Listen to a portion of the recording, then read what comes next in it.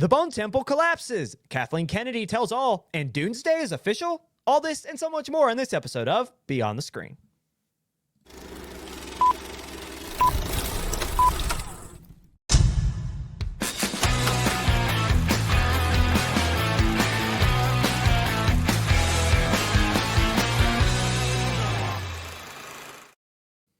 Hello, everybody, and welcome to another exciting edition of Beyond the Screen. I'm your host, Ryan, and with me, as always, is Jake Holtzclaw. Jake H, I should say. Jacob Oh, H. my bad. I don't think I you? ever put my whole name on there, do I? I think you do, but that's okay. How are you doing?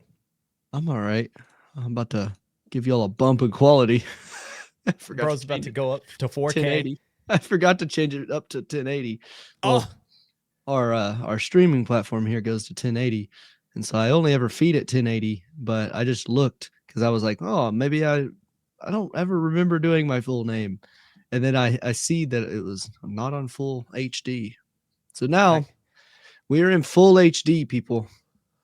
Can you tell? Whoa. You see my hack job? You have a beard? In HD. You won't catch us in 4K. Nah, unfortunately. 1080. I don't want to have to pay for all that. But we look good. I think we look good. We could do it though. We could push 4K if we wanted. Sure. I don't doubt that. So Jake, how's your weekend? How you doing? Dude, I've been scrambling, man. I gotta not to flex on y'all, but I gotta build a new PC. I built a new PC. Yeah. Ryan knew. I told Ryan it's my investment into our 5-year plan. Now he has to buy the camera for just as much, if not more.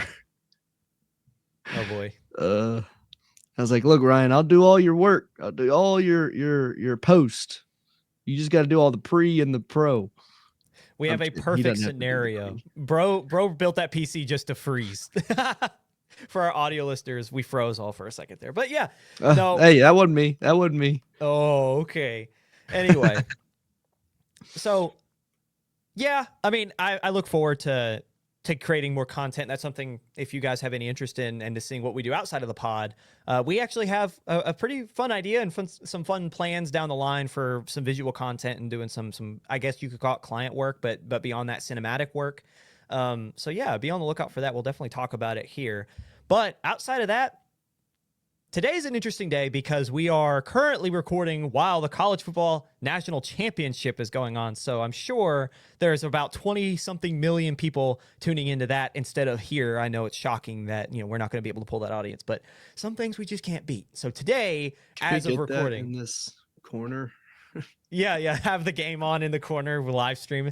Yeah, but no, we are currently recording as the game is being played. This is a crazy time of year for sports. So you've got hockey, basketball, football, all happening at the same time. Football's in its postseason. As you guys know, I'm a big sports fan.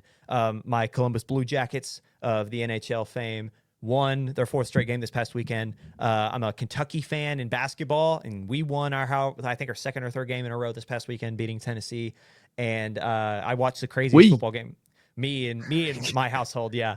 And I watched the craziest football game of probably the last 3 or 4 years with Josh Allen and the Bills getting absolutely obliterated by the referees in overtime by the Broncos. It completely screwed by some pretty questionable officiating. So it was a really fun weekend for athletics. Like, as we're preparing for the show, I'm watching whatever, I'm reading up on stuff, and I get to look up and watch these amazing games. So I actually had a fantastic weekend, just kind of chilling at home. It is a brisk, 10 degrees outside right now. It's freezing. So we're staying inside and just enjoying the good weather. So, but yeah. And with that, I think it's time to get into our story of the weekend. Fire and Ash sneaks a 5th straight box office crown as the Bone Temple crumbles. That gives a little sneak peek as to our predictions from this past week. Yeah, I will say... They're not finalized, by the way. Not finalized, but until it is finalized, I'm taking all the credit in the world because someone was called crazy for predicting Avatar in this 5th straight week, and it wasn't me. In fact, I was the one called crazy. I wasn't the one calling someone crazy, I should say. And I will take the dub on that. So, going back to our predictions, last week, I predicted Avatar Fire and Ash at 1. Number 2 was 28 Years Later. Number 3 was Hamnet. Number 4, Dead Man's Wire. And number 5, Primate. Jake predicted 28 Years Later at 1, Avatar Fire and Ash at 2, Dead Man's Wire at 3, Hamnet at 4, and Zootopia 2 at 5. And how we did? Your boy got 2 out of 5. That's not a great mark, but I'll take it when, especially, Jake, I don't mean to be a jerk, but when I compare to you, I will happily take 2 out of 5 because Jake blanked. He went 0 for 5, batting 0 from the box. Not a great mark. The huge. No, Jake, you usually do a lot better than that. And that's okay. I have definitely gone 0 for 5 many a time. It's okay. Do you have anything to say about your performance here, Jake, before we show how Jimmy did? I think that, well, both of us were betting on, you bet on 3 movies that I don't even know if placed. Where the heck is Primate? It fell to 6, I think, is where it is now. It's just outside the top 5. Yeah. Okay. And then, yeah, Primate. But fell... Hamnet, right? Hamnet and Dead Man's Wire. We were both betting on those to pull audiences away from the others. And that I blame that. I fully expected audiences to either go watch Hamnet or Dead Man's Wire over Avatar. And mind you, they're all still estimating right now, not finalized, but I feel like I was robbed because of that. Yeah, well, I will say, too, we were fed kind of inaccurate information because, again, Box Office Mojo says wide, and wide could be anything from 600 to 3,000 or 4,000. And what are you supposed to do? Like, what are you supposed to do at that point? So, try. Yeah. So, Hamnet only hit, we all 3, actually, even Jimmy, which is a little bit of a sneak peek.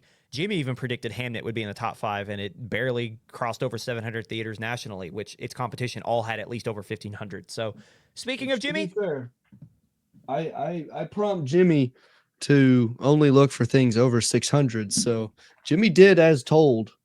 It was just that's why this week I bumped Jimmy up to 800 theaters. Yeah, I don't blame Jimmy because, again, we all picked Housemaid, but it is kind of insane. So, in fact, actually, Jimmy didn't pick, not Housemaid, Hamnet. Jimmy did not do Hamnet, actually.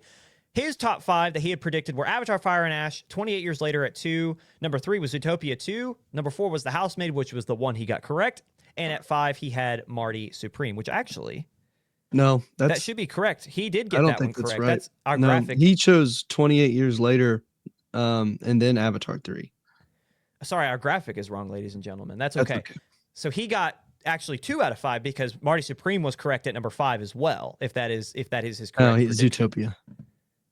Zootopia was 5. Yeah. 28 Years Later, Avatar 3, Hamnet, The Housemaid, Zootopia. Yeah, his top 5 was completely incorrect on our graphic, which is completely A-okay. Okay. So, yes, he ended up doing 1 out of 5, which was The Housemaid. So, with that, we'll go ahead. Yeah. Still, I mean, that's not terrible. That's usually what we average is between 1 and 3 every week. We rarely get more than 3 correct. So, and Jimmy is 1. We have gotten 5 out of 5 twice, and it's me in chat. Yeah, it's me in chat. So, do with that information what you will. You're no better than a bot. No, I'm not.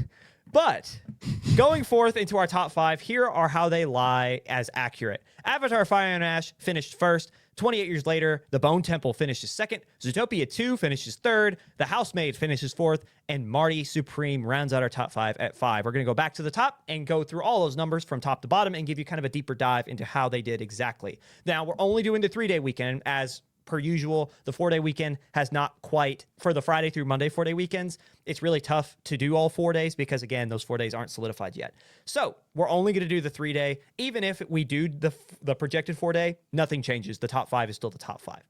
As of right now, Avatar Fire and Ash finishes first in its 5th weekend in theaters with 13.3 million earned domestically. That pushes its global earnings to 1.32 billion. James Cameron's 3rd installment into Pandora's Story becomes the first film to claim 5 consecutive box office titles since The Way of Water.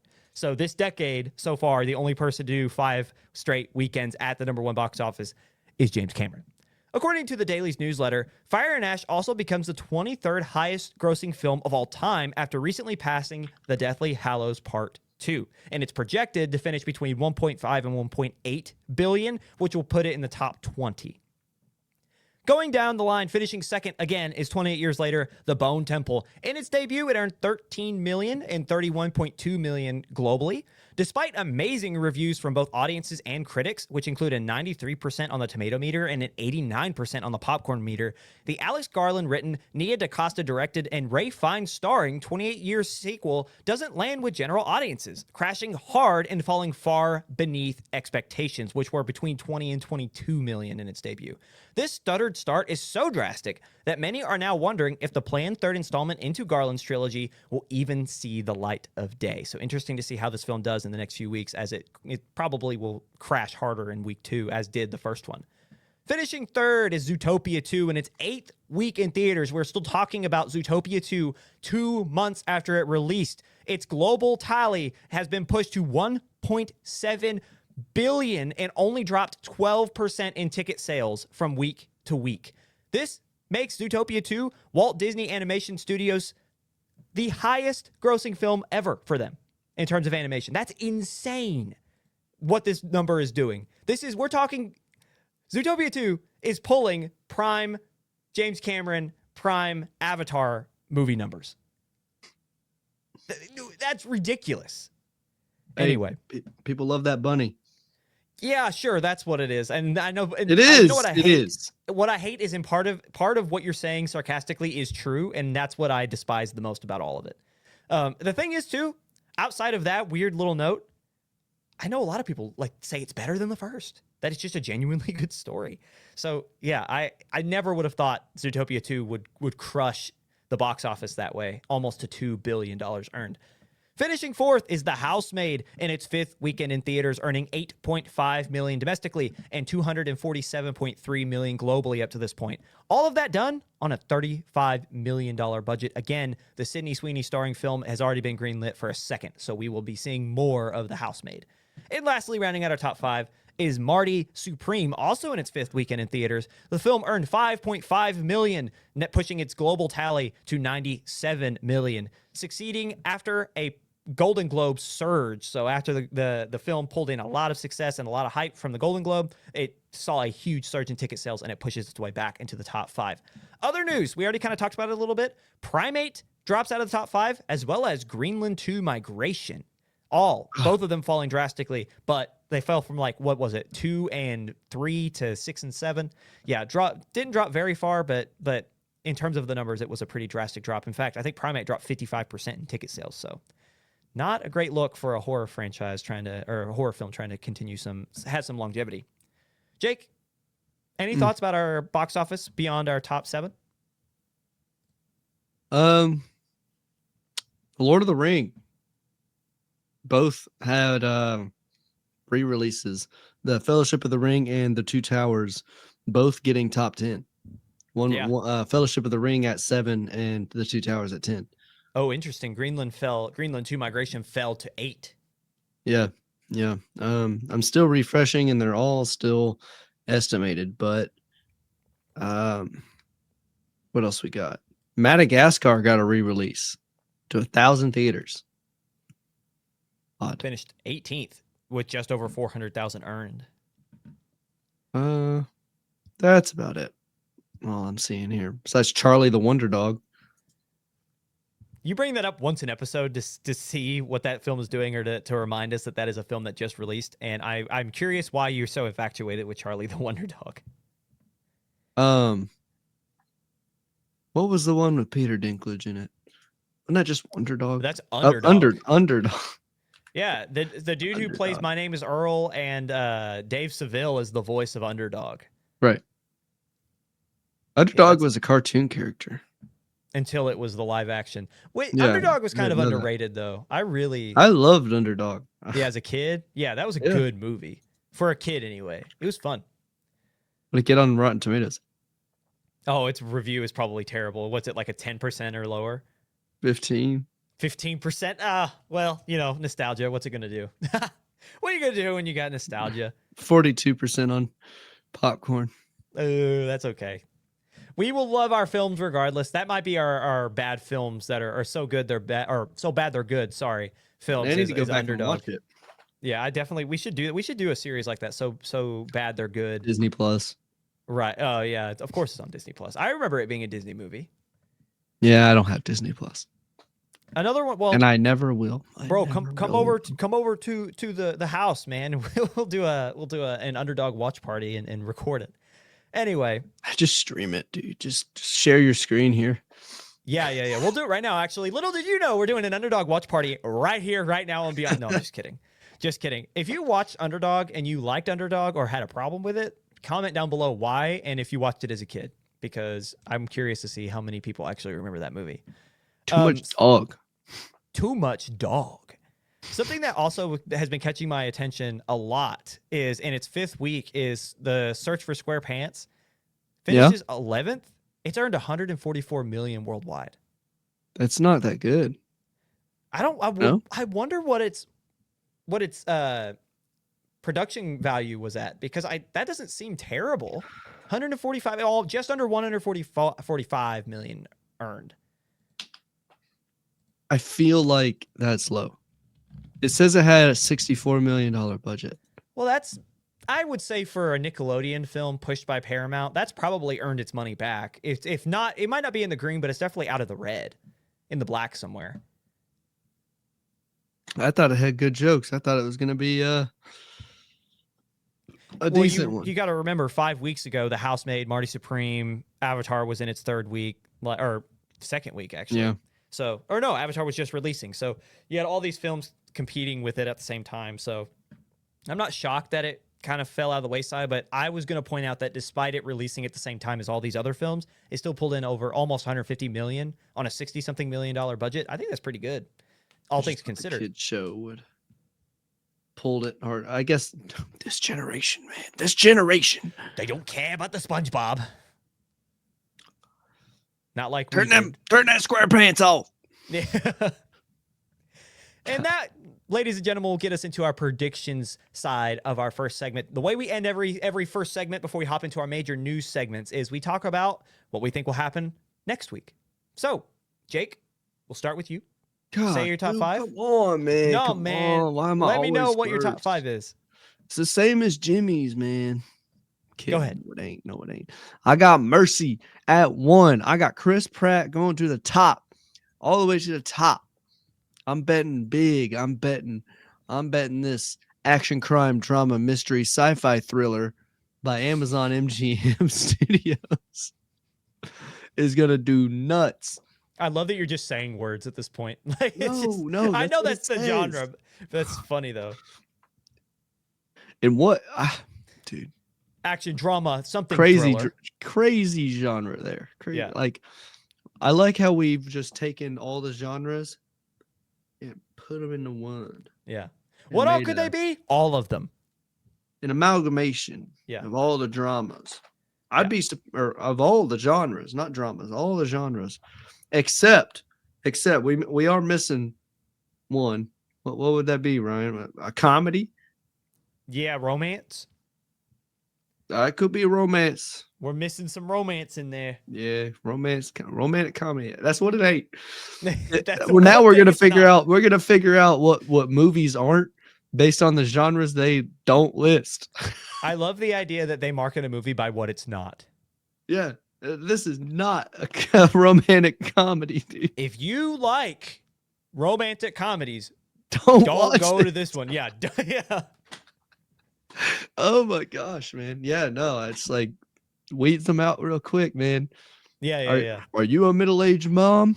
I love the idea. Not too, like this. Like, you say that, you say, "Do you like rom-coms?" And someone's like, yeah, and then immediately, do not watch this movie. This isn't for you. And they're just like, they just go back to just disappointment immediately. That's such a funny way to do that. You flip it on its head, and it's the guy who's like, no. Yeah, this movie's for you. What? Yeah. Anyway, Mercy at 1. Mercy at 1. Avatar at 2. Shocker. I'm trying to dethrone Avatar. Get it out of here, dude. I'm tired of the monkeys are too blue. Actually, arguably, I have seen stills from all 3 movies. This is the least blue the monkeys have ever been. I've seen that like over the course of the films, their blue has just gotten less blue, Yes. which I think is Yes. hilarious. Yeah, they have. It's gotten less blue, which is crazy. That's nuts. Anyway, Zootopia 2 at 3, 28 years later at 4, and the housemaid holding at 5. What am I booting out here? Marty, hit the road, bud. Get him out of here. Kick rocks, pal. Kick rocks. All right. We got a new king in town, and it's Mercy. It's Chris Pratt. Chris Pratt sitting in a chair going, reverse that. Play that again. Oh my God. Like that's the whole trailer, dude. This is what Ice Cube should have done. So, it's so funny you say that because I'm going to take over for my top 5. Avatar all the way. It's going to stick for the 6th week. I don't know if it'll get 7, but my thing is, I just don't think Mercy, with how bad Ice Cube and War of the Worlds was, this is what it reminded me of. That was what I was going to say, and I'm so happy you said it because it's someone sitting in a chair, it's someone looking at a screen, talking to something or someone else going, do that again. That's literally the whole, like, the idea, the plot of Mercy is it's Chris Pratt, who is like some sort of like police like worker. Chief. He's a chief, he's a sergeant, someone like in high command. He's up there. And the idea is that like he created, because I guess he's like an engineer too. They didn't really explain that very well in the trailer, but he's like he created this software that acts as judge, jury, and executioner to these people, and they have like a certain amount of time to prove their innocence while locked in a chair to this AI technology thing. Jimmy. Yeah, Jimmy. We're going to say to Jimmy. They have to have like 4 hours or 12 hours or whatever to convince Jimmy they're innocent. And they have all the resources in the world. So they can hack CCTV cameras. They can hack like Ring doorbell cameras. They can do whatever. So the idea is Chris Pratt creates Jimmy, the judge, jury, and executioner. So no more rule of law type thing. And then guess what happens? Chris Pratt's wife dies and they accuse him of killing his wife. And now he's in his own chair trying to convince his own creation that he's innocent, right? So, yeah, it just doesn't look... It looks like... I don't know. There were parts of it when I saw the trailer like in theaters however many months ago. I was like, oh, okay, maybe. And then I saw him sitting in that chair and I just thought of Ice Cube and War of the Worlds. That's literally all I thought. And I was like, ugh. So... One of them COVID movies. I don't think, yeah, it really does feel like that. I still have it at second just because it's so new and I think people will go to see something new. But I had every inclination to put it at like 3 or 4 behind movies that were already there simply because I think like Zootopia 2 is not going to drop. This is going to be a terrible week at the box office, I feel like. We're going to see a movie that like we will not see a ton of money spent, I think, in theater. Why are you looking at me like that, Jake? Sorry, what's going on? Trying to figure out when it was filmed. Oh, okay. Jake's trying to find a production timeline. But yeah, I think because it's new, it will earn like 8 to 9 million. I think Avatar will continue to have 11. I don't think it will push 10 at I just don't think so. Then you have Zootopia 2, which will be about 7. 28 years later, I think it's going to drop a ton. It will not make 10. I think it'll make under 7. It'll be a battle for third with Zootopia 2. Then The Housemaid just slides down. I think that Marty Supreme falls out of the top 5, exactly like you said. When was it filmed? Principal photography began on April 18th, 2024. Oh. Bulk of shooting takes place as distinct from the phases of pre-production and post-production. So, April 18th. And it wrapped in May. Oh, yeah. That makes me feel great about it. Principal photography began mid-April and it wrapped all of production in May? In late May. Of 24.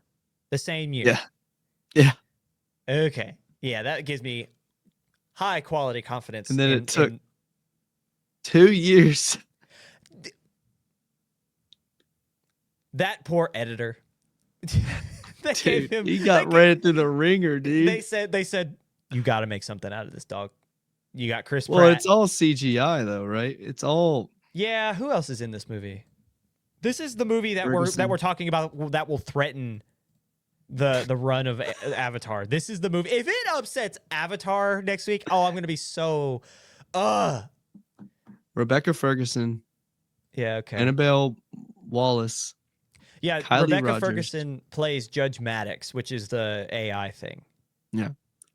So the Google synopsis, the overview is: in the near future, an advanced AI judge tells a captive detective that he's on trial for the murder of his wife. If he fails to prove his innocence within 90 minutes, gosh, I thought it was like hours. Within 90 minutes, he'll be executed on the spot. The I wonder if it's director, accurate. I wonder if it's like accurate to the movie time. that wouldn't be bad. Like I think that'd be a pretty interesting. I'm sorry, I'm looking up what the director did. Do you remember that movie in 2012 called Abraham Lincoln Vampire Hunter? I know of it. Yeah, I didn't watch it. This is the same director. His name is Timur Bekmambetov. Did he also do Ben-Hur? He did. The 24% of Rotten Tomatoes film Ben-Hur from 2016, starring Jack Houston. I think it's Huston and Morgan Freeman. Yeah, I don't feel confident about this movie. I feel even less confident. I kind of wish I had known about its production before I predicted, because I don't think I would have put it second. But I'm sticking to my guns. I'm a bet. I don't think anybody else knows about its production though. Yeah, which might help me in my favor to my prediction. With that, we're gonna go ahead and hop into Jimmy. Jake, what can you say about, before we show the people his prediction? What can you say about his top 5? Hopeful. I mean, he's completely correct. Yeah, as always. No, Jimmy predicted his top 5 goes as follows: Mercy at 1, Avatar Fire and Ash at 2, Return to Silent Hill at 3, Zootopia 2 at 4, and The Bone Temple at 5. Return to Silent Hill was an interesting choice. I don't know. I've seen a little bit of it, but I've not really seen a lot of marketing for it. And the thing is, that is a niche audience you're trying to peddle to. I know it has a huge following in the games. Obviously, Silent Hill, you say Silent Hill, and anyone who has ever touched a controller before is like, oh yeah, I know what that is. The problem is, I don't know if there will be a huge following for a video game adaptation that no one has been talking about. I know there have been other adaptations of Silent Hill before, but you know what I mean? I just don't know. I don't trust that. Yeah. Who knows, man? Maybe all the basement dwellers will come out and watch a movie. Yeah. The sunlight touches them for once. They're like, Silent Hill. Yeah. I don't know. I look forward to seeing what it will do. That was the one that I kind of I eyed and was like, maybe it breaks top 5 just because it's such a slow week. But I haven't seen any marketing for it. And I know I might not be the designated target of the said marketing. I have. You have? Have you really? A little bit. How's it look? It's odd. It's like this town that he goes into, and then there's like a red something or other moving all over the junk. Interesting. I don't know how to describe it. Return. I usually swipe because I never played it. Oh yeah, Pyramid Head's in it. That could bring some people in. Pyramid Head is obviously, I don't even have to describe his importance to horror gaming as a icon, but yeah, he's scary man. Yeah, he's like super strong or whatever. I don't know anything about him. He's like super. I could get into the whole lore behind Silent Hill and like why Silent Hill is like a thing, and the main character and how the dreamscape and whatnot, but and what Pyramid Head represents. But I don't think that's a place here. And that's a whole other conversation. We're already running up on 30 minutes of segment 1. So is there anything else from the Is there anything else on the predictions that you want to point out, or anything from the box office that suits your fancy, that catches your eye, that you want to talk about before we head out of here? I'm gonna get 5 out of 5 this time. Bro's a confident man. I don't know. I think I feel pretty confident about everything sliding down. Jake thinks Chris Pratt's gonna upset Avatar. Outside of that, there's nothing coming out, guys. We should just cancel the show. Wait until listen.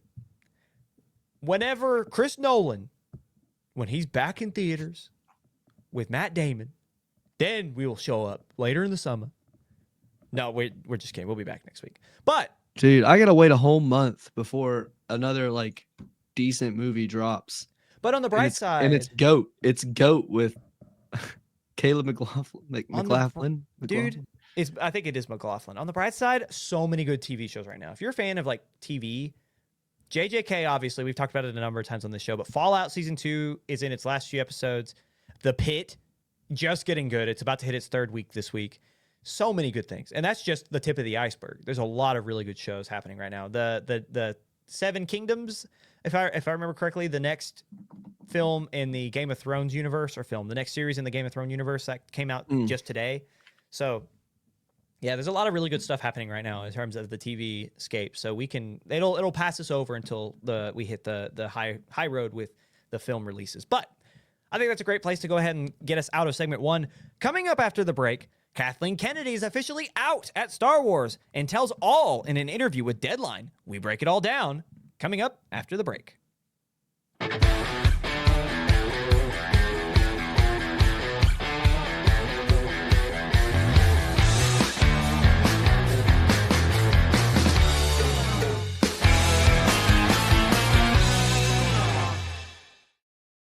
Welcome back to Beyond the Screen. You made it to segment 2, which is always our major news segment. We talk about all the main stories and the biggest thing in the headlines from this past week. So, in case you were living under a rock and in case you didn't hear, last week we talked about how Dave Filoni and Lin-Wen Brennan will be replacing Kathleen Kennedy as co-presidents at Lucasfilm. And when we talked about this last week, we were describing what might happen, what we do know, what we don't know, and a lot of it was what we didn't know. We didn't know when Kennedy would step down. We didn't know how the secession plan would unfold, yada, yada, yada. Well, as we have learned, it's happening now.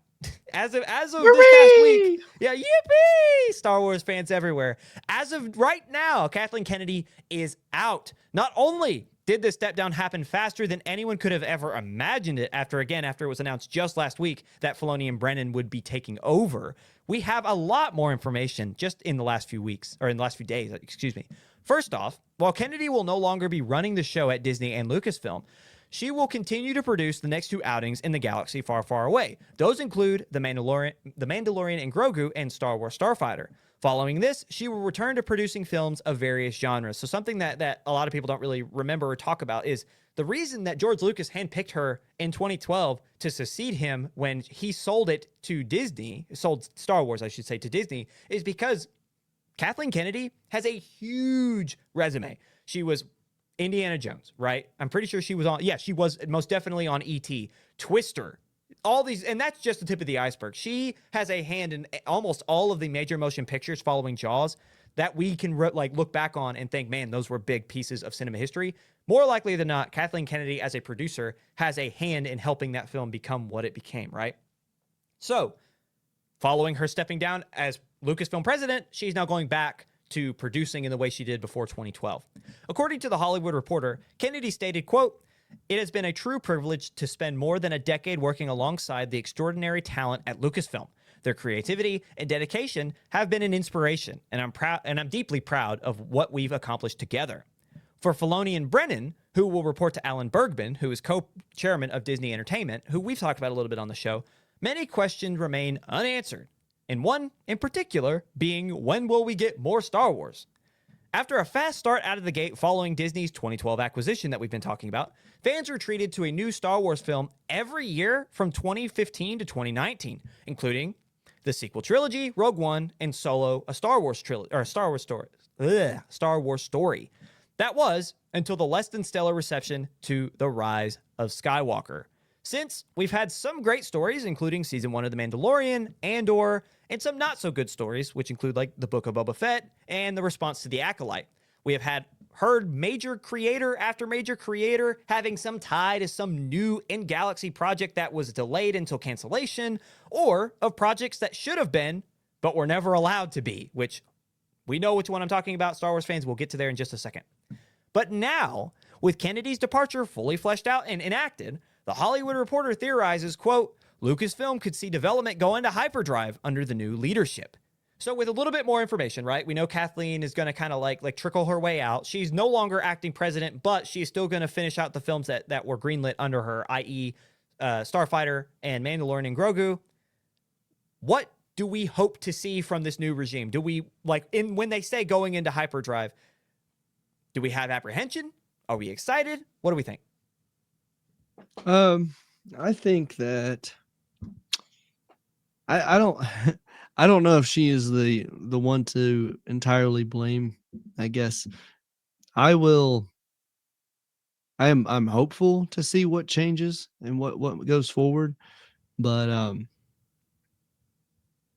don't know. I'm kind of in that boat that she was probably one of the main proponents of a lot of the issues. I think that like, or at least perpetuating Disney's um, mindset towards these films, and that really just hurt Star Wars entirely. Yeah. I don't know if it was her that didn't get it, um, or what. You know, like how do you have all the repertoire and you're in Indiana Jones and all of that, and then just not be able to do Star Wars? Yeah. So we'll see about Starfighter. We'll see about the Mandalorian.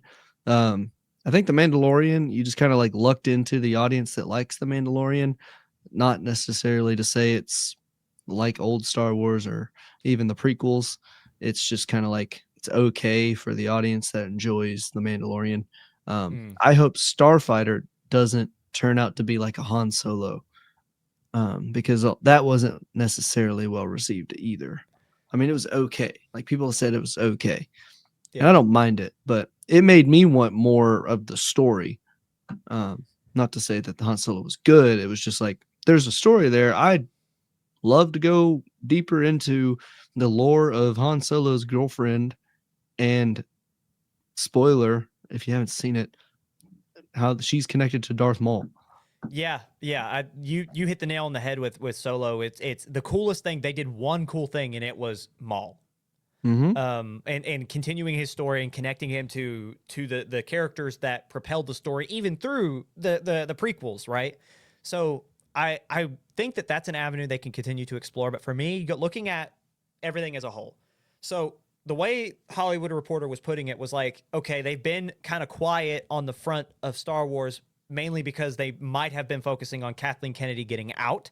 And now that she's gone, and now that they have the leadership that's going to remain, they can fast track all these projects that they've been putting on hold, which we'll talk a lot more about that because following this piece of information that or all the information we've gone through already, Kennedy walked off the set of Starfighter, which just recently wrapped, and into an interview with Deadline and gave a lot of information, which is going to be what we break down here following this. But some of that information that like I'll bring up here really quickly is like, on one hand, I worry that the reason that we're in the position we're in is because they went too quickly. They didn't really have a plan. They get the film, or they get the rights in 2012. They get the general idea of what George wanted to do. Then they say, okay, 2015, now we're going. They made all these changes, and there wasn't really, like we talk about, did they really understand what they were creating? Did they really understand the characters? And it just didn't really feel like it. So then all of a sudden, between 15 and 19, they came out with 5 films, one a year essentially. And you had one that was really good in Rogue One. You had one that was okay in The Force Awakens, and the rest of them were pretty bad. And I mean, it really felt like there was no idea. J.J. Abrams didn't really understand what he was doing. He was brought in directly from Kathleen Kennedy, handpicked by Kathleen Kennedy to run the trilogy. Rian Johnson's take in the trilogy didn't really do very well. In The Last Jedi, again, that's a J.J. Abrams decision. That's a Kathleen Kennedy decision. So what I want to see, I want to see specifically Filoni, because this isn't going to fall on Lin-Win Brennan. It won't, because she's business, right? It's all going to be Filoni. The problem with Filoni is that he could get too lost in the sauce in Star Wars lore. That's why some people had a problem with Ahsoka, right? It's because Yeah. it wasn't for the common man. You had to know. And that's what Kennedy described in the interview with Deadline, is that if you ever want to know anything about Star Wars, she would describe how they would have to go to him when they were wanting to do something in a movie. She had a writer and she was talking with her director, and they were like, we need to figure out if we could do that, or we need to figure out if this color lightsaber means this. They would just walk up to Filoni and just very quickly be like, can you use the Force to do this? And he would be like, yes or no. And he would be able to tell you in depth why, because Filoni is so knowledgeable. And that has worked to his detriment, because he doesn't necessarily create for the common man, which is really what Star Wars tries to encapsulate, is just the everyday people who want to go for a fun story. So that's where my worry comes in, is that maybe he could be... Now, for me, I'm going to go watch regardless, because I mean, you too, Jake. Like, we love Star Wars. I would get into Legends and the niches of the just the crevices of every Star Wars story ever Yeah. if it were told, but not everybody will. In fact, the majority won't.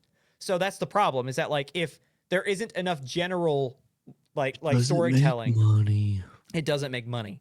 So my worry is A, that it will go too fast and we'll see a repeat of 2015 to 2019. And B, whenever it does do that, not only will the stories not be great, but they will be too steeped in lore that people they won't get it and they won't watch them anyway. So that's kind of my worry. I want to see a well thought out plan. I want it to feel, you coined a term last week, Lucasian. I want it to feel Lucasian, George Lucasian, right? I want it to feel like it was back to when George was telling these stories. And again, we mentioned it last week when the prequels came out, the established Star Wars fandom hated him. So there's going to be hate regardless, but I just want good stories. I love the deep lore. I know that not every story told in deep legends and deep lore will be received well. Fine. But just give me good stories and let me feel like you not only understand what you're creating, but that you actually have an idea of where you're going. The best stories are the ones that have both of those. Andor, obviously Rogue One, and the first season of The Mandalorian, right? Like all of those had the same. So we'll see. We'll see. We shall. We shall. What'd she say to Deadline?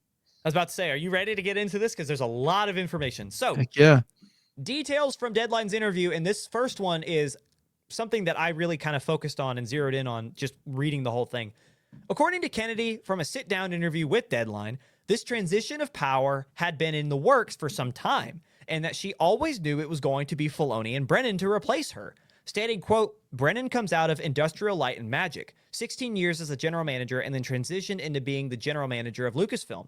She has been my key financial partner, my business partner running the company. Filoni is the perfect person to transition, but he hadn't made a movie, and I worked very closely with him beginning with Rogue One to get him a feel of how live action works. What's interesting with that, Rogue One came out in like 2018? Like before 2020, definitely. Kennedy would go on to explain that she had been planning this secession for 2 years, but also in the same interview said that she had been getting Filoni prepared for live action since Rogue One. It's odd. Like the timeline doesn't really match. I think that like maybe the idea is that she knew that Filoni was gonna need to play a bigger role as like a creative lead, and he needed more live action, and then that what led 2 years ago to her wanting it to be him. But it's weird that she says 2 years ago we've been working on this for 2 years, but I've been preparing Filoni since Rogue One. Like those lines don't factually they don't add up. But we'll get back to that in a minute. So Kennedy also described some lows, working some highs and some lows. The highs were obvious, it's Star Wars, but the lows, Kennedy would further describe how over the course of her time overseeing Star Wars, she realized how everyone loved the IP, but that there was a quote, or that there was, quote, you've got a very, very small percentage of the fan base that has enormous expectations, and basically they want to continue to see pretty much the same thing. And if you're not going to do that, then you know going in that you're going to disappoint them. Moving on. You have to do fan service. Right. I want to go back over this all at the very end because, yes. Yeah. So let's go back through. We have just a little bit more. So she also described some potential collaborations that she herself had been working on. So after describing how she convinced Tony Gilroy, who is of before Rogue One, was of the Bourne Identity fame, and that's how she also knew him personally, again, to take over Rogue One and eventually Andor, Kennedy described that when trying to bring in other high-caliber filmmakers, she said, quote, the trickiest thing is to find a filmmaker and say you can step into this space and you still can be you. Further stating, quote, I've had early conversations with David Fincher, with Vince Gilligan for TV.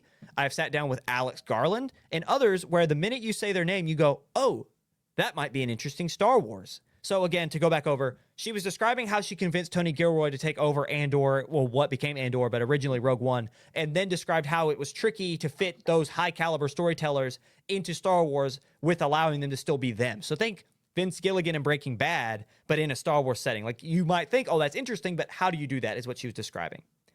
But in that conversation, she dropped a lot of like little gold nuggets of information, i.e. she'd been talking to David Fincher, Vince Gilligan, and Alex Garland to potentially lead different facets of storytelling in Star Wars, which I think is fascinating. Other pieces of news that she talked about throughout her interview, James Mangold with Bo Willimon, Takai Waititi, and Donald Glover had all turned in scripts that were waiting approval for Star Wars. Kennedy even hinted at The Hunt for Ben Solo, which is what I was talking about earlier, stories that should have seen the light of day. She hinted that The Hunt for Ben Solo could get a green light in the future, stating, quote, and as you have read, Steve Soderbergh and Adam Driver turned in a script written by Scott Burns. It was just great. Anything's a possibility if somebody's willing to take a risk, end quote. The now former head of Star Wars even spoke on Rian Johnson and his now canceled future trilogy, explaining how his commitment to Knives Out and Netflix made returning to Star Wars difficult. Kathleen would describe how and explain about Johnson, quote, I do believe he got spooked by the online negativity. I think Rian made one of the best Star Wars movies. He's a brilliant filmmaker, and he got spooked. This is the rough part. When people come into this space, I have every filmmaker and actor say to me, what's going to happen? They're a little scared. Following this, Johnson would deny this claim of being spooked online, specifically on Twitter. So, Jake, we'll go over a little bit of everything, but I want to hear what stuck out in your mind from top to bottom of that information. Vince Gilligan, Star Wars. Wouldn't that be sick? It'd be a slow burn, you know? Yeah. Be a very slow burn. But oh man, The Last Jedi, huh? One of the best Star Wars movies. Right. That's what she thinks. That's what she said. Right. Sure. They know Star Wars. Yeah, I want to go back to your Vince Gilligan point. One, I think it's interesting to see Vince Gilligan step into more of a sci-fi setting, and then it immediately get revealed that he had talked to Kathleen Kennedy about doing a Star Wars. Yeah. And I know Star Wars is more more fantasy than sci-fi, but you get my point, right? Like he went to space essentially in Pluribus. Yeah. And then immediately, what I find interesting about this whole thing, really, like looking at this thing as a whole, Kennedy is really airing out a lot of dirty laundry. She's yeah, on her way out. Sorry, what were you saying? She doesn't have to be quiet necessarily about it. Right, but she didn't have to do this to begin with. Right. Well, it's also if she doesn't say it, it's not going to go. It doesn't matter if she says it, right? Mm-hmm. But like she's the only one to have known, and like why would anybody else say anything? And so this is finally her ability to. Well, on my way out, I'm going to say a bunch of stuff that should hype you guys up because it really sounds like it's a mother bird leaving her kids to grow up is what it sounds like from your quotes. It feels like that she's taking the moral high road and said, I always knew I'd be replaced by these two gentlemen. I practically groomed them, saying that one of them didn't have what it took, and I gave him the training, and now it's like mama birds kicking the kids out the nest kind of deal. And now, she doesn't really have the obligation to keep this under wraps because it isn't her decision to whether or not these are greenlit anymore. If you came out with that and it was still your decision to greenlight it, it would kind of look odd. It's like, why are you telling us this? You're like flexing that you're not greenlighting this stuff right now.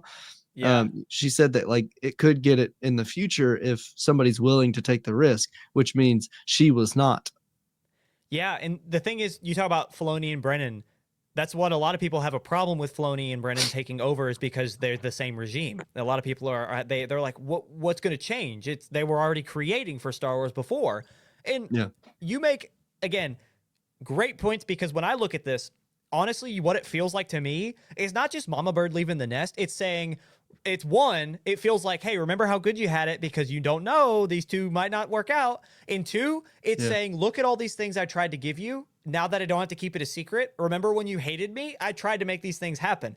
Hence, again, saying all these different creators, it's like, oh yeah, I tried to get Vince Gilligan. I tried to get Alex Garland. I tried to get David Fincher, but it just didn't work out, right? Like I wanted to give Rian Johnson more, but he was off doing Knives Out and he got scared. I didn't get scared. He got scared. Oh, by the way, I tried to get Soderbergh and Driver back for Hunt for Ben Solo. And, if someone's willing to take a risk, I was willing to take the risk. But if someone's willing to take the risk, like that's what it reads like. You know what I mean? It reads like she is trying to post, right? Like in hindsight, make her reign look better. Like I'm completely black and white. Like all I'm reading is script on a page. So I don't know the inflection. I don't know how it was said because it wasn't audio. It wasn't an audio recording. So I can only imagine how it was said. But the way it reads to me, it reads like she's saying, guys, remember, if something happens you don't like, you didn't like me, but I tried all this, this, and this. Remember how it was. Just remember I tried these things for whenever you don't like something in the future. Like, it really feels like she is trying to lay out and count, like, post her reign, make her reign over Star Wars seem better than what it was. Yeah, and that might just be a personality thing where she felt attacked for all those years and now has a chance to Yeah. prove it or not prove it, but Yeah.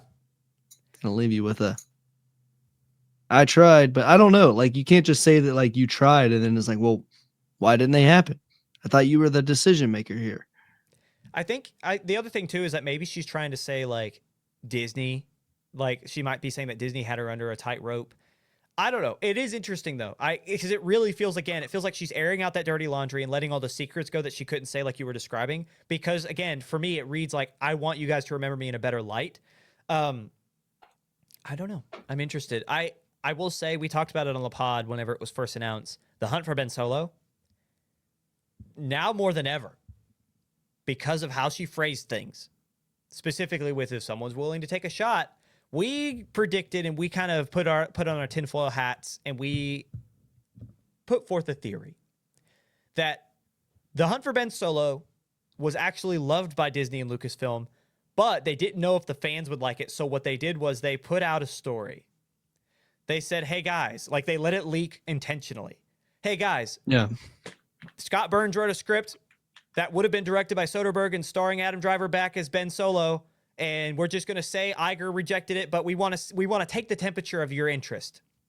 And then if there is enough interest, we will come back to this later. I really think that's what they did. They just said they canceled it or that they shelved it because they did like, oh, it doesn't make any sense. Because again, at the end of the day, we talked about this when that was released. That story was released anyway or leaked. Right. You really can't get over Ben Solo surviving the events of The Rise of Skywalker when the whole point of that sequel trilogy was that Palpatine returned somehow. You can't get over that. Yeah, you can't get over that. So I really think that's all BS. I think that's completely false. I think that is just a temperature taking of the audience to see how much they want to see Adam Driver back. And with that now being said, I think she's also, one, for me, tinfoil hat on, she's confirming that theory to say, oh, if someone has the gall to do it, it could happen. But two, I think she's trying to say, oh, remember me whenever this film comes out because I fought for this. I greenlit this until it wasn't, and now whenever it happens later, this was my. I just feel like she's trying to like leave as many breadcrumbs that could lead back to her for future Star Wars successes. That's how it reads. Yeah, it doesn't. I don't know. I think there's ulterior motive, like you had said, but here's hoping. Here's hoping we get more Star Wars in general, and at the very least, good Star Wars. But time will tell. Yeah, I just with so little information about what could happen following Starfighter, which is next year. Yeah. I have apprehension. Like I just don't. I'm not for sure where they're gonna go. I don't know. I want them if they take a little more time to divulge and really develop these stories, I'm okay. Like I am really okay with that. As long as we get more later, that is a higher quality, I'm okay with them taking their time now. But again, who's to say that Filoni, Favreau, Gilroy, and some of these others like Watiti and Mangold and Willimon and Donald Glover, who's to say they don't already have some great stories already? Like they said, they're waiting for approval. Who's to say they're not just waiting for Filoni to take charge and Kennedy to get out like she is now, and before they start really running them in, like into theaters. No one's to say, Ryan. No one's to say. I know we've talked a little bit in a circle here, but it is fascinating to see what's kind of locked and loaded in the chamber, but not been. The only thing is the trigger hasn't been pulled, right? It ain't. I don't know if it's locked and loaded. I mean, I think the bullets are on the table. Yeah. I don't think anything's loaded, man. As much as I want to see more like Starfighter, like one-off stories, Yeah. I feel like if you keep doing that, yes, they'll be successful because you saw Rogue One. But even Rogue Uh-huh. One had some interconnectivity with the rest of them. Starfighter has none. So if you do that, you might find some short-term success. But at what point will those stories not being connected, when will they kind of lose their luster, right? And we start craving that interconnected story. Like, where's the overarching galaxy, the battle for the galaxy? Where's that back? Ryan, this ain't the MCU. Dude, that's the whole point. From the Trade Confederation all the way back to the Old Republic, like to the Empire and the Rebels, like all of it's always a battle over control of the galaxy. What do you mean the MCU? The MCU took from Star Wars, and if You're anything, trying to get Ryan Gosling and Starfighter I to didn't say somehow that. meet up at the end of I didn't say whatever that. movie. He's trying to do I did not say that. the universe, the whole deal, and the multiverse. You're gonna get a whole multiverse going in Star No, Wars. no, no. There is such a space He wants it for. all to No, connect. no, no, no. He There wants is TV shows. He wants. There is such a space. There is so much of a space for those standalone stories. I'm just saying, if those standalone stories are the only thing you're hanging your hat on, that's where I get to worry, because it's like Yeah, because they got to make cameos in the other right, standalone right, right, right. stories that eventually come together in a giant end game level If Death Star I story. if I don't see Ryan Gosling standing in the back as pilot number 17 in a hangar climbing into an X-wing, then Yeah. they didn't do it right. He has no Yeah. lines. He just is climbing into an Chewbacca's X-wing. there. Yeah, but also he's fighter pilot number 27. He's like in the back further, but you see him there. He's there. Mm. He's old, but he's there. No, Mm. I have no care for every character ever, but I just am saying, like, the trilogies, the big main events, like the through line of the entire universe. The one-off stories are great until there's that craving for something bigger, and will they have that planned out? That's where I'm worried. Is like, what will the plan for the bigger story be? Who knows? Who knows? Besides Dave Kathleen Kennedy Filoni. Yeah. or Filoni or Bob. Any final thoughts on our major story before we head into our final segment? Man, you could have at least told me when Starfighter was coming out. Next year in 2027, I think it's spring of 27. I can tell you though. Man, 1 year. Yeah, it's not quite in the next few months, but it's not that far. Give me a second. I can tell you. Nope, Not that far. it's not that far. Release date May 28th. Sorry, May of next year. That's practically summer. Yeah, May 28th of 2027. Principal, I think filming just wrapped, like I said earlier, in London.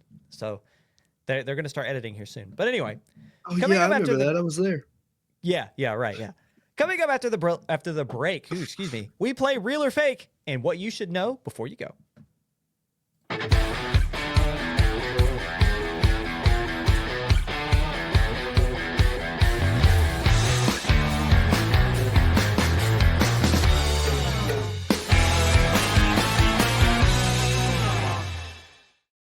Hello, everybody, and welcome to segment 3 of Beyond the Screen. This is where we get you the latest from around the entertainment world that wasn't quite where we were in our main segment. So these are stories that could be kind of said in their one-off sentence, but we will get you this information so that you know what's going on and around not just Star Wars, not just Lucasfilm, but also the rest of Hollywood.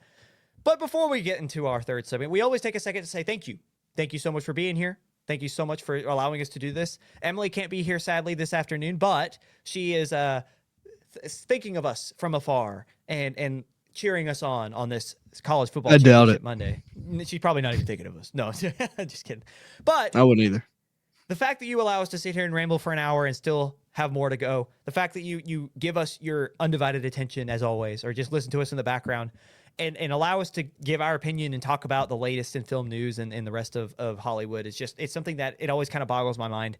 So thank you for being here. Thank you for allowing us to do this. I love doing this with these amazing people. And we look forward to continuing to serve you in this way and giving you the latest in film news and rambling and giving our opinions about so on and so forth. So with that out of the way, Like, subscribe, follow, comment, do the whole thing across Spotify and YouTube. We would absolutely love to get your opinions and to have discussion with you at home. We have a lot of really fun things coming down the pike, including potentially new segments on the show, changes to how we do things weekly, just trying to make it easier for you guys to get at home and to find us. So, again, like, subscribe, comment, follow, and we'll see you guys not just in this segment, but next week as well. So, Jake, you ready to get into real or fake? Yeah, real. All of them, just real. No, I'm real. I'm ready to get. I'm real. Okay, good. So he already did one. So the way that we play real or fake, we will read a big news segment or a news headline and an opinion, and we will say if the opinion of that news headline or that reaction to that news headline throughout film and entertainment, if that's real or if that's fake, i.e., for those who are new to the game, as follows. Real or fake one. Kate Blanchett is returning as Valka in the live action How to Train Your Dragon 2. That's some pretty big news, and I like how they're doing this. So, real or fake? We're getting a biblically accurate Stoic in Valka. What do you mean by biblically accurate? That was my favorite comment from. They weren't in the Bible. That is my favorite comment from underneath the official, like breaking news bulletin that Kate Blanchett will be returning, and I think it's so funny because I think it's real. I think this is the perfect way to develop these stories is you make what they described as biblically accurate, right? It's not just bringing back the Bible being the first movie. Yes. The animation. They are bringing back, yes, the voice actors who played them, but the idea that these actors were Kate Blanchett and oh gosh, I'm like Gerard Butler. There we go. The fact that these are prime cream of the crop Hollywood A-list level actors, right? Who played these characters back in the day in 2010, who are coming back, like, yes, that helps. But the idea that they are sticking to their guns, they're going to change the story a little bit. But I think that saying, hey, Kate, you already have enveloped this character. You already have been this person. You will know how to portray them on live action. Come back. It's hard to do that with a Hiccup who's so young in the first movie, right? 15 years later. But Gerard Butler and Kate Blanchett could totally still portray their character. So I love it. I love the way they're developing the story. I still don't think it's necessary per se, but they're going to do it to make money. And if you're going to do it to make money, at least do it right. Which they're changing it, so that means they're not doing it right. In terms of casting. Oh. Real. Biblically accurate. Jake's super on board. But go into the story. They changed the story. Yeah, go into your emotions. You've been giving me like a little bit of a stank lip there. You're very upset. I don't like when you change the story of a movie. You're making a live action adaptation. And then you're just not gonna tell the story. You gonna make a new one? Yeah. Why is it how to train your sheep? Huh? Right. Why you make that change? I don't completely. know. I don't think it's not a good argument, but if you're gonna do a live action of something that was already beloved and your goal is to make money, I don't know why you would change the story. I cannot fathom the reason why you believe that your idea is better than the one that was already told, to the point where you would still adapt something. If you think your idea is better, go make that movie. Like, don't change what you're like. I don't know. When you adapt something, that's source. Don't change it. I understand that like liberties have to be taken with in person and the limitations of either CGI or practical use.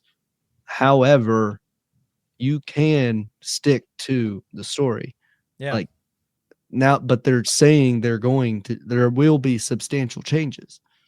Ryan believes it's a pretty big one towards the end. Yeah, we don't have to spoil it, but they want to bring back an actor. I guarantee it. It's because they want to keep one of their headliners in their series, and that completely will change the big tragedy at the end of the sequel.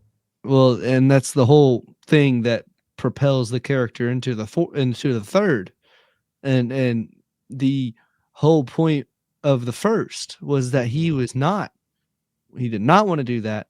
He was not this person, and it's supposed to propel him into the third. I mean, he becomes that a very good Hiccup. Yeah. yeah Yeah. the main character, but he full-fledged out character in the 3 animated movies, and now they're talking about changing it, and I believe Ryan, or I at least agree with him, that that's probably what they're going to do, and they're going to have to tell a completely different story in the third, and then it's not actually going to be an adaptation. It's just going to be stealing the name. It's just like, oh my god. Yeah. Ugh. I completely agree. And the thing is, this is more my question, okay? Do you remember when the first one was released? What was the biggest thing that people griped about the first one? Because it was a pretty well done, like shot for shot remake from animation to live action, but there was an omission of something. That was the thing that everyone harped on. Do you remember what it was? Astrid was not blonde. Well, no, that's not it. So Oh. there a scene that they shot but ended up cutting in the first one was, so let's go back to the animation. It's after Hiccup and Toothless, they crash and they find a bunch of baby dragons. One of the baby dragons is about to shoot fire at Toothless, and what does Toothless do? He shoots a little fireball into its mouth, and it like comedically like blows up like a puffer fish.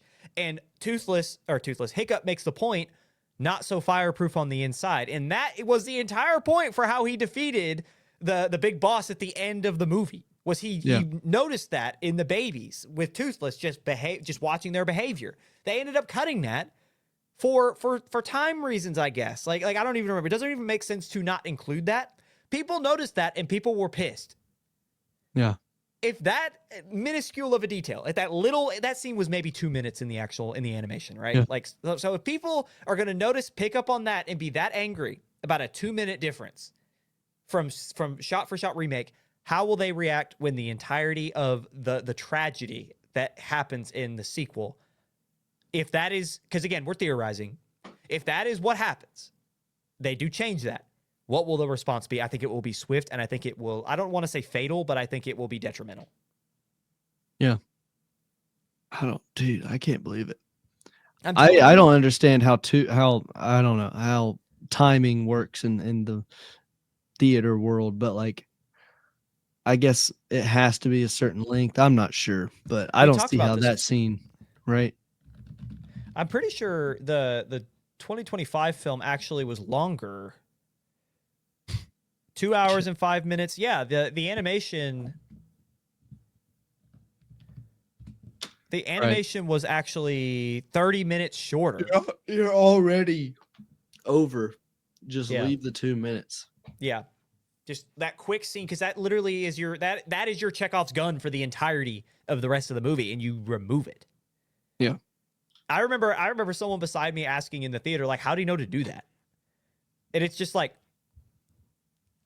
you know what I mean? Like, Right. but anyway, no, the real or fake that we ask about Stoic and Valka, is it biblically accurate? Yes. But we kind of went off the deep end here. Whenever the trailers come out and when they start harping on one character and that one character having, like, they're gonna do this. The trailer's gonna be like, relationship between these two characters and there's certain familial bond, and if that didn't happen, if we lost that, you're gonna start seeing that and they're gonna start teasing it, and the twist is that won't happen. I'm not gonna say what, for those who haven't seen it or who want to go into the live action like with a sense of mystery if they haven't seen the animation, because I know there are fans who are like that. I won't say what. But there's going to be a certain, they're going to try to leverage a certain relationship, and knowing that a lot of the animation fans who have seen the original will know what you're talking about. They will start to say, hey, maybe we'll do this. Maybe this character won't be around anymore, like what happened in the original, and then blah, blah, blah. But yeah, anyway. Any final thoughts on How to Train Your Dragon 2, the live action remake? No. No more. No more. No bueno.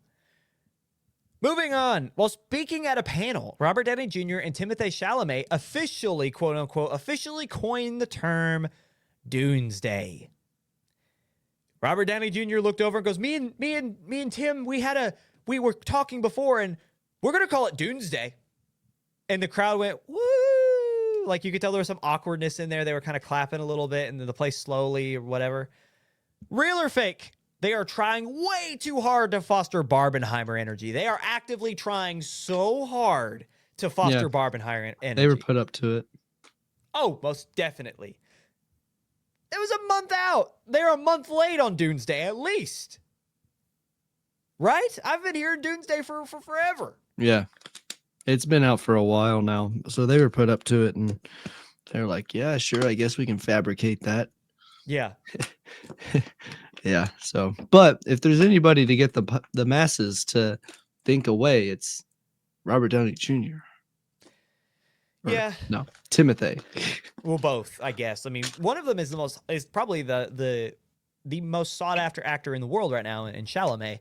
But I think this is very real. I think that Disney knows that Doomsday or that Doomsday is not really sought after by the general public. I think it will still be received somewhat well, but Yeah. you hear the stories of the production not going so well, that there's no script. Like the script is actively being rewritten. People don't really know where it's going to go. They've had to pivot so hard from Kang. Now, just so happens HBO Max, and I almost wonder if Disney went up to Warner and was like, "Hey, if you keep Dune Part 3 on December 18th, like we could probably synthetically foster like this same appeal Yeah. that Barbie and Oppenheimer." I guarantee there were some marketing conversations colluding between the two companies, because when you think back and you look, it's not dumb to try and do this, because Barbenheimer made almost $2 billion together, or maybe over 2 billion when you Yeah. take a look at what the films. Oppenheimer made just under $1 billion, and Barbie probably made close to $1.5 billion, right? So it's not shocking that companies want to try to mimic that, but it's not something you can recreate. Like it was so natural in the way it happened. It was memes everywhere and it was hilarious. So I don't know. I think that I just feel this is almost cringeworthy. Like I love RDJ, but this is almost cringeworthy. I think what's hard is that like Barbie and Oppenheimer had such drastic differences, and I think that's what made it funny. Yeah. Was that we're doing a double feature of movies that could not be any less similar, and Yeah. now you go to Doomsday where it's just kind of like two action it's boy movies, two boy movies, Yeah. whereas you had a girl and a boy movie, and the meme was, oh, I'm going to go watch boy movie and then girl movie, or girl movie and boy movie. Haha, funny meme, girl and boy movie Yeah. with girlfriend and boyfriend. Yeah. You still see it floating around, but the edit of Margot Robbie's Bobby Barbie on top of Cillian Murphy's Oppenheimer, like on his shoulder or whatever, like Yeah. that's a funny image, and it perfectly encapsulates how people felt about it. And I don't know, I agree. But you know what else really is kind of interesting about it though, is that RDJ was someone who was in Oppenheimer. So it's Yeah. just like he was a part of all that, which makes it even more. It makes you wonder, like, oh, that's probably why they put him up to it even more. But yeah, I don't know. I think again, this just comes off as cringe to me, man. Like you're trying too hard. You're really trying way too hard. Just let it be. Like it would be cool if you instead of saying Dunes Day, instead of like trying to make them a back-to-back feature, if you pit them against each other and said which one's better, people would go see both just to compare them. You know? I've been seeing people say that oh boy, can't wait to go watch Dune twice. Right. Yeah. Yeah. But it's like, okay, are you gonna go see Atreides? Or are you gonna go see Victor Von Doom? And I think if you pit it that way and like the marketing is more this or that, you know what I mean? Like I think that it'd be Yeah. you'd have us here, critics, who'd want to say, okay, which one is better? So I'm gonna go watch both. But now, because you're trying so hard to make it a Barbenheimer, it's just awkward. It's just cringy. I don't like it. Don't act like you're not going. I don't know if I don't know. I don't really have any interest in Doomsday. I'm gonna be so for real. Dune Part 3 I do, but I did go see Fantastic Four this last year, and that was okay. Like I didn't hate it. It was an all right movie, but I don't know. I was not a huge fan of it. I was not a huge fan of I don't really like where the MCU's gone. I look forward to after it's been rebooted and once like to see what they've kept and to see where they're going. I hate But that they have to do that in a movie. I know. If they would have let it rest after, again, I feel like I say this every time we talk about Marvel, but if they would have let it rest after Endgame and like let the story develop, like actively write where you want to go, and like at least have a plan. They tried to milk it for all it was worth, and even Feige himself is like, yeah, we did too much. Like we definitely did like quantity over quality. I don't know. We could get into that whole shebang, but yeah, I don't really have an interest in Doomsday, to be honest with you. I have an interest in Dune, but anyway. I saw Anything other people else? saying can't wait to sleep through Dune, Well, again, it's just not for everybody, and that's and okay. I'm like, and you're not, and you're into Doomsday? Yeah. are you crazy? Are you shitting me? Let's go. Yeah, let's go the same 5 actors over again because we failed in the last half decade or more. Let's just bring back the same people. Dude, if you're Anyway, gonna sleep through Dune Part 3, or to participate in Doomsday, you're gonna sleep through Dune Part 3, and you're gonna tell me you're gonna watch all of Doomsday all the way through? You might as well just not should have gone. You should have gone. aren't there Shouldn't have. reports too that it's going to be like almost a 4 hour movie? Did I see that? That might be just a theory. That might be just like a rumor spread, but it's supposed to be really long from what I had read. And that, 3 hours damn. and 45 minutes. Yeah, no. I mean, I will watch it, but I don't know if I'll pay a movie ticket for it. I might just wait for it to hit Disney Plus because I don't know. I don't know if it's worth it. Maybe. I don't know. I don't know what I'm going to do. I got till December. I'll think about it. That is a long time, dude. And even No, more so. we had a friend. We had a friend that said that they were like, I'm not gonna go watch Avatar. It's too long. Yeah, I can't go watch it. And he ended up he's going to watch Doomsday. He said he's like, I'll go watch Doomsday though. Me and I my will wife are gonna. say I You know who convinced you him. are. Yeah, I convinced him to go see Avatar and he did. So he put his money where his mouth is and he did sit through Avatar and he says he will sit through this man, he's actually been a guest on our show. So I don't think it's a bad thing if we but anyway, uh the guy the guy's like, I'll watch anything Marvel. And I respect it. Like I respect the love for it. I respect the loyalty, but Day one he fan there. yeah, for sure. He never Speaking switch up. speaking of day one, we'll switch that to pay one because that's actually a great transition into our next real or fake. Moving on, Netflix and Sony have reached a global pay one deal worth $7 billion. Netflix now becomes the worldwide streaming home for Sony films once they leave theaters. So, Spider Man, the Legend of Zelda adaptation coming up, the upcoming Beatles biopic films, and so on and so forth will now be releasing to Netflix once they leave theaters. Craziness. With that, and the big news with Warner Brothers, real or fake, we can close this chapter on entertainment history as Netflix has officially won the streaming wars. It's over. It's over. Netflix wins. Real or fake? If they can seal that Warner Brothers deal, Yeah. I think they'll get busted up. You think the government says no, is what you're saying. Yeah. Or if it goes through, there's going to be, if the deal goes through, if the government can't stop the deal from going through, they're definitely going to be watched like a hawk for any other acquisitions.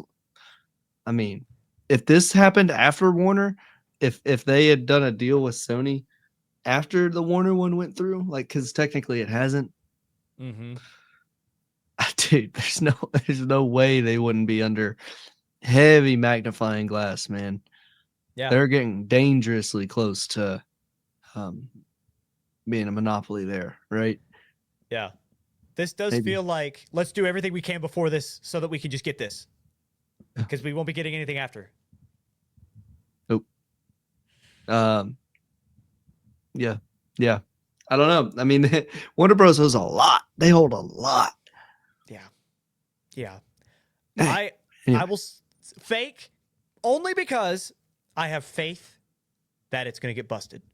I have faith once they listen, it's fine. You can have Sony post theatrical release. Fine. It makes it easier for it better not just be premium tier. That's all I'm going to say. I'm not paying for premium tier. And if it is not on the $8 tier, oh Netflix, you're on my list.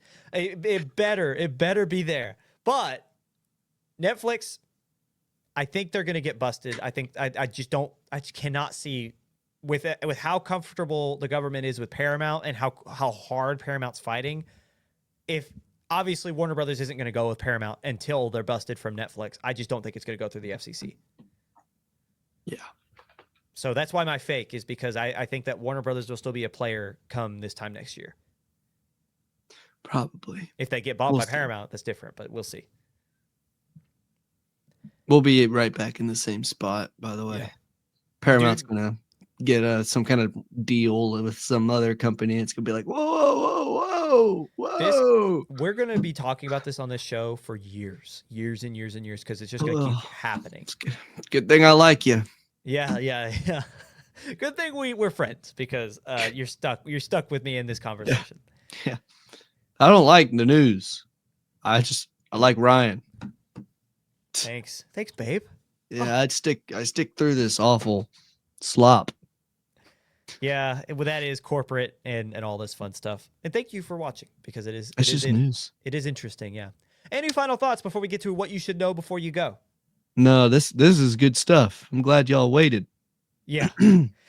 Alrighty, our final tidbits of information. What you should know before you go. We give you the next, I bet it's like 5 to 7 stories usually from week to week. We give you the other pieces of headlines from around, again, the entertainment world. We'll give them to you 1 through 5 or 7, read them back to back, and then we'll go over what we think and what piqued our interest, and then we let you guys out of here. We're almost done, ladies and gentlemen.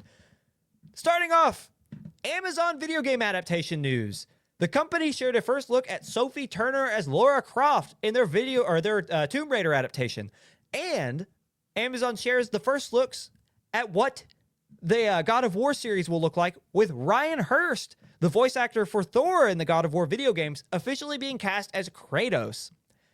Next, George R.R. Martin and the House of Dragon showrunner Ryan Condal's relationship is, quote, abysmal, according to the author. Martin would explain to The Hollywood Reporter that what began as a cordial and even very friendly relationship dissolved as Condal stopped listening to Martin's notes for the show, reportedly even telling Martin, quote, this is not Martin's story any longer.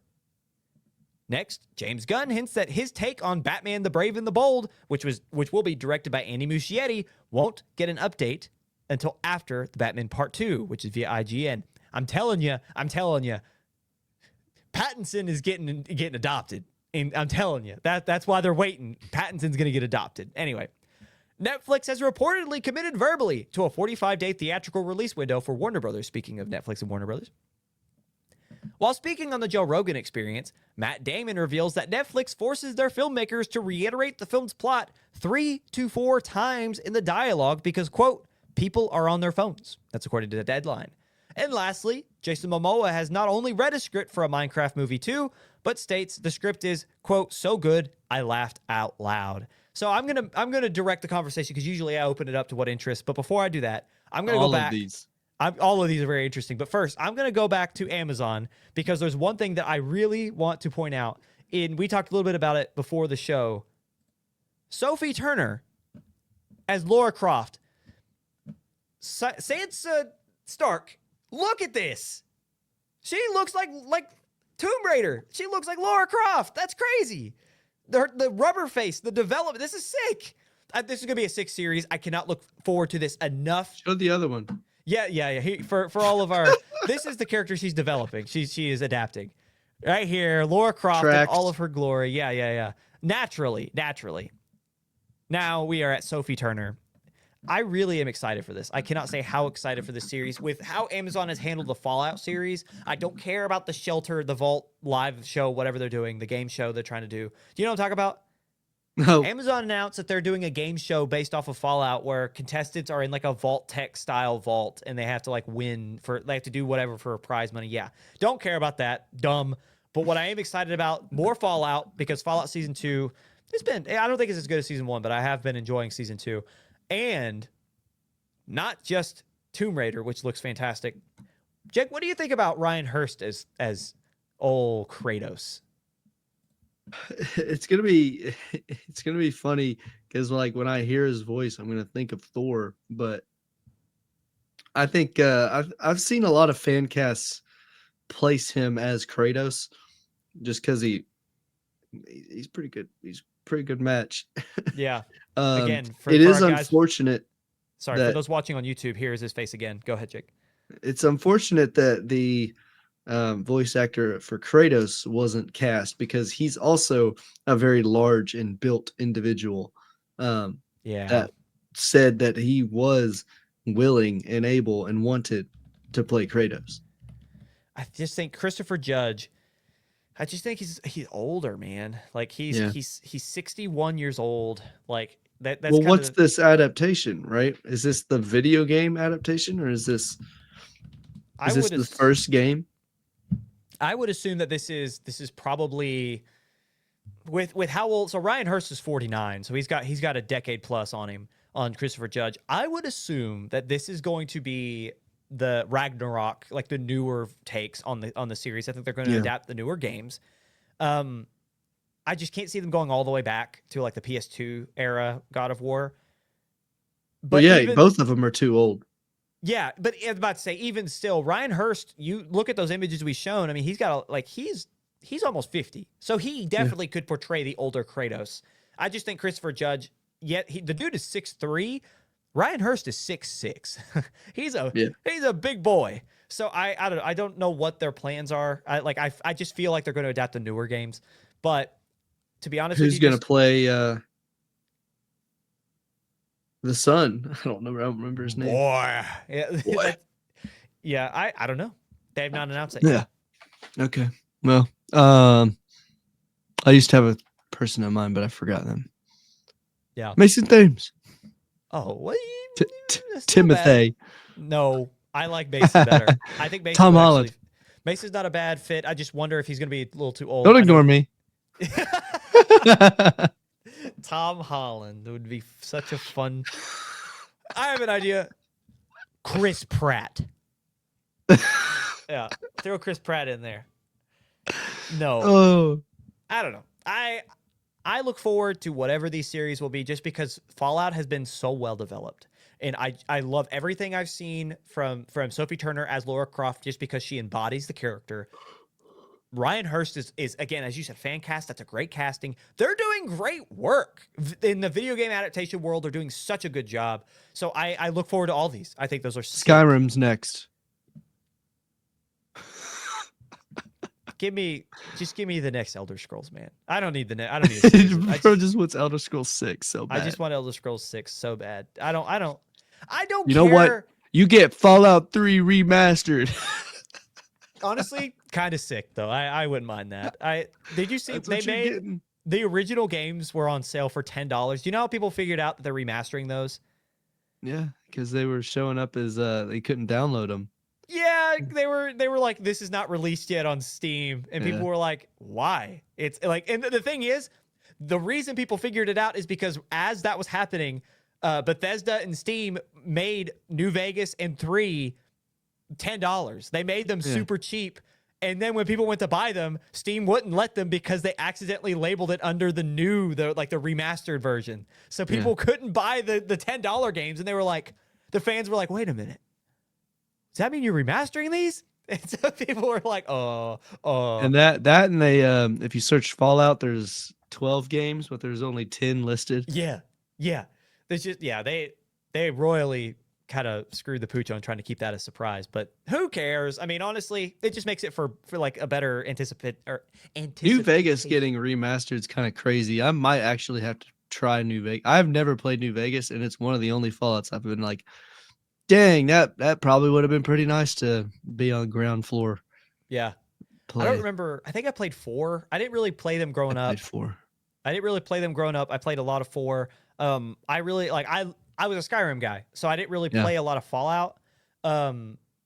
But I do look forward to if and when those are released for the remaster, I definitely will be playing Fallout. Like, the series has me so interested in the stories. And I look forward. It's fun doing it in reverse. I know it's really cool having played the games, like in your perspective, knowing the storylines and having played the games and now seeing it. But it's going to be really cool to see them in reverse as well, like seeing how they were adapted and then seeing what they were adapted from.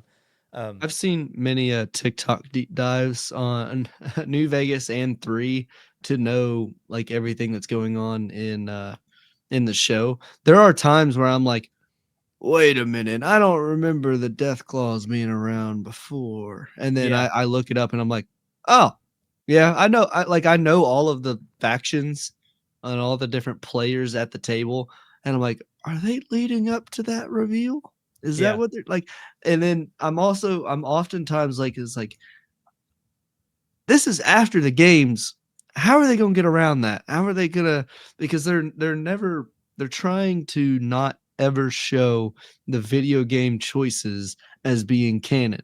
They are doing their damnedest to not show anything in this TV show that could allude to one of the choices in the video games being canon, Yeah. because everything in the show would mean it's fact, and if any choice were to show up, like that's why, like, talking about Robert House, I don't, this isn't spoilers in the Amazon TV show, but talking about Robert House and then going to New Vegas is so touchy and walking on eggshells, because that's right where Fallout New Vegas takes place, and it's after that, and it's Yeah, like, but you really got to be careful. have you noticed who hasn't been seen yet in the present in the series? It's House. Like, you've not Right, seen him, right, which and I don't would think we will. no, because if that does that that completely contradicts the story of New Vegas. If you see him, Any of the storylines will yeah, be contradicted. yeah. Yep. So like you can't, like you won't. Like Yeah. I think Robert House has served as one. I think he is straight fan service. The fact that you see him before you see him in the games, like Yeah. in his human form, I'll say, I think that is completely fan service and to like add to their story. But Yeah. also, I think it's a way to kind of like, again, you talk about walking on eggshells. It's like, what we gonna do? You gotta come back next week. So I saw one thing where it was a side mission, and as to why all the death claws were in that, what was it called? Free side? Something like that. No, they needed to go to Freeside. Well, they're in free. They Are got they? into free side, and it Yeah, was full of death claws. yeah, And then they got out of free side, and they free side just kind of like moved or like shut off part of it, and it just became like right next door. Like literally, yeah, like yeah, the yeah. camera Okay, panned, and it was, oh, there's free side. Free side used to be this strip of casinos, but that's death it. claws took them over.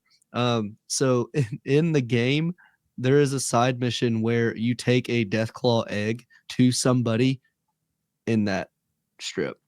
And that's why there are death claws there now. And that's the connection there as to why That's there's so many so Deathclaws sick, there. actually. So the thing is, too, is that like, and now I could be misremembering this. I thought Ghoul said, or Cooper Howard, did he not tell, what is her name? McLean. What is the main character's name? Why am I blanking on her first name? The daughter.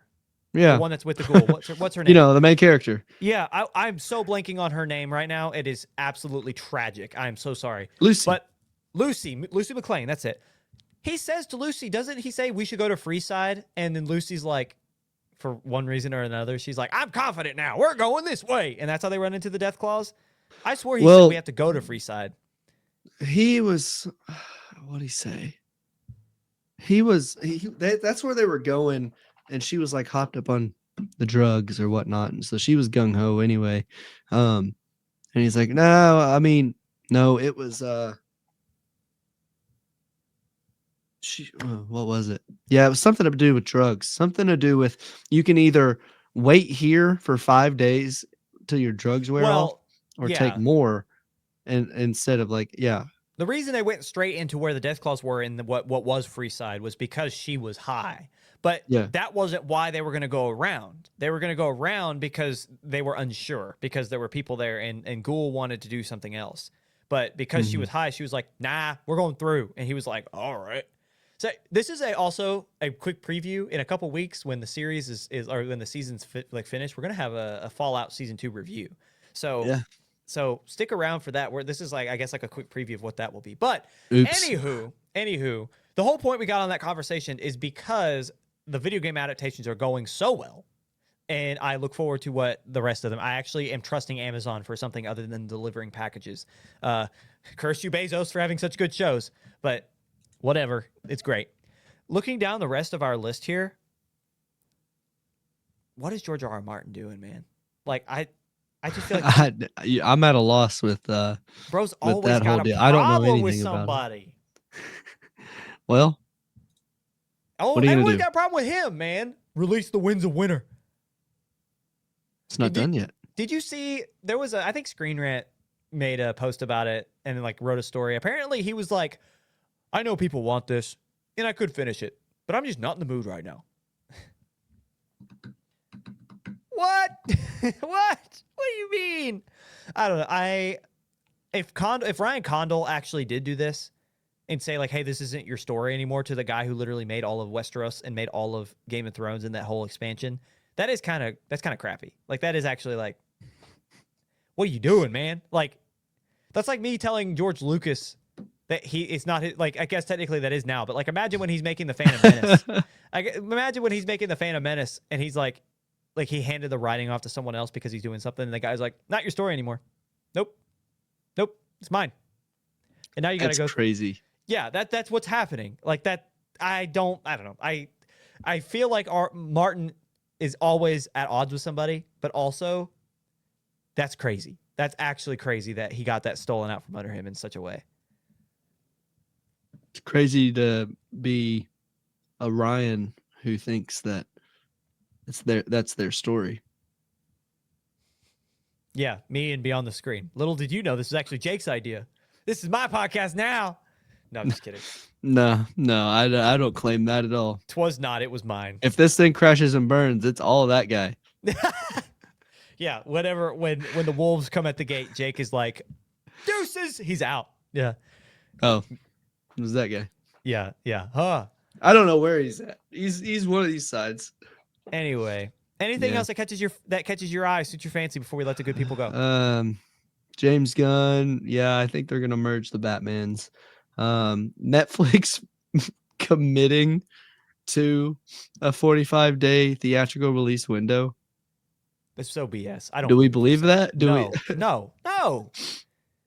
After they just said it's like maybe, what is it? Well, how long was it? 7 days? 17. Actually, we're gonna do more than double that. Guys, relax. We're just gonna tell you whatever the hell we want. We'll do 45. All right, we'll do 45. We'll level with you. We'll do 45. What happened to 17? We'll do 45. We'll do 45. Where'd the extra 28 come from? Where'd the extra month? I'm Ted Sarandos right now, but 45. I think he just wakes up, decides something else. Yeah. New number. Well, no, you know what it is? It's like he's like 45.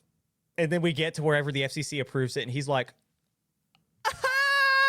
he's got the whole 17. You know what I mean? Like, he's just like, oh no, he had his fingers crossed. Yeah. He has to have 10. He has to have 10 to make an Oscar run. So he's good. He's going to do. Oh, yeah. Straight up, just double hands. 10. Gotcha. And fingers crossed the whole time. No. Yeah. I don't believe anything he says. The only time I've ever believed him, the only time I've ever believed Ted Sarandos is when he said he didn't think that the current model for theatrical runs was consumer friendly. Because it's not consumer friendly for his business model. That's all that means. That's the only time I've ever believed a word out of his mouth. Reminder, right before they bought Warner Brothers, the co-CEO, I think his name's Greg something. He was like, we don't need to buy Warner Brothers.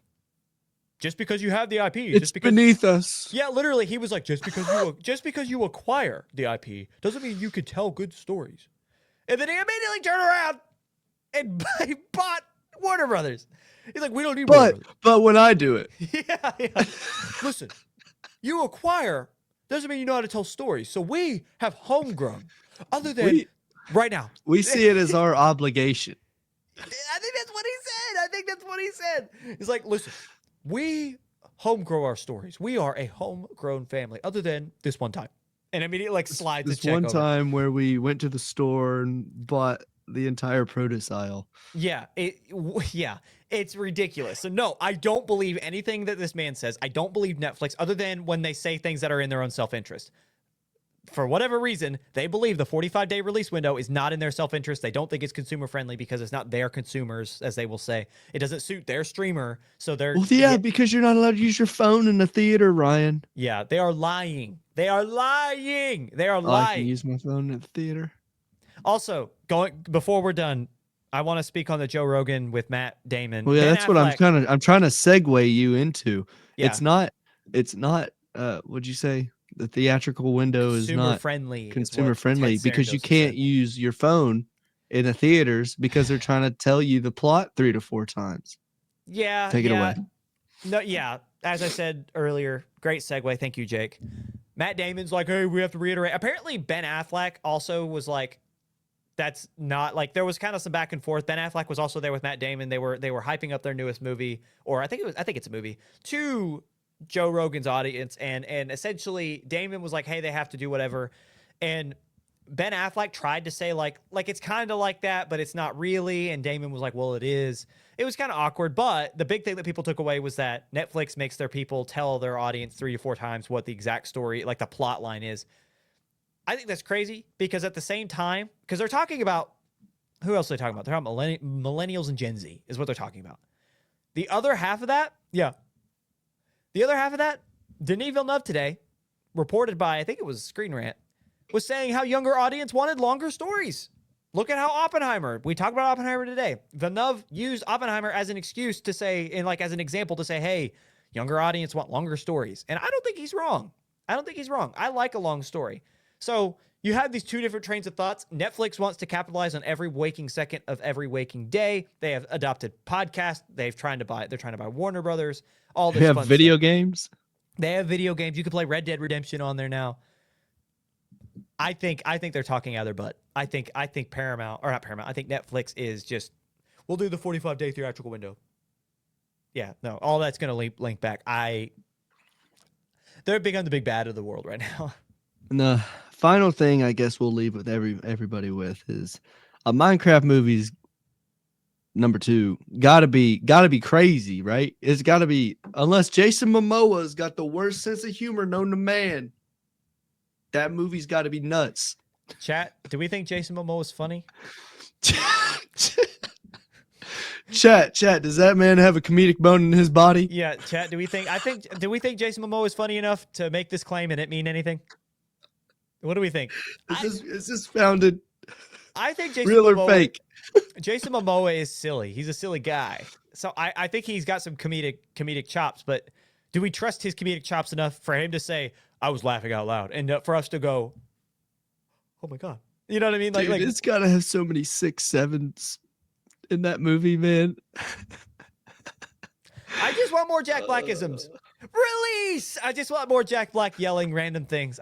That's all I want. I don't know if I can survive. I don't know if I can survive another chicken jockey, but I do want another release as he's falling with a water bucket. That was pretty good. Well, what are they gonna? What didn't they show in this first one? Minecraft is pretty expansive. I'm sure there's something they can. I know. Out. There's new biomes. There's been updates. Yeah. Since they just came out with a new update, like most recently, revising babies, like all the animals.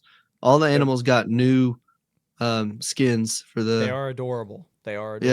Yeah, but it's like, but we've also not seen all the biomes from the video game in Minecraft 1. There's also, no, I don't think there's a new place to go. Did they even kill the Ender Dragon? Isn't that the whole point? I don't think they did in the first. I don't remember if they. I don't think so. I don't think they. Maybe. I don't think so. Was the point trying to get out of the video game? Yes. Oh, this is a Jumanji. Essentially. I say that like Danny DeVito. This is a Jumanji. Jumanji. I'm in a Jumanji right now. But yes. Okay. Thank you guys for watching. Jake's ready to get out of here. Yes, ladies and gentlemen, that has been Beyond the Screen. Thank you so much for watching us at our incoherent rambling about Star Wars and everything in between. We love you guys, and we will see you guys next Monday. Happy watching for the college football national championship for those who partake. And it's all rigged. Yeah, no, but we'll see you guys next week. Goodbye. Broncos proved it.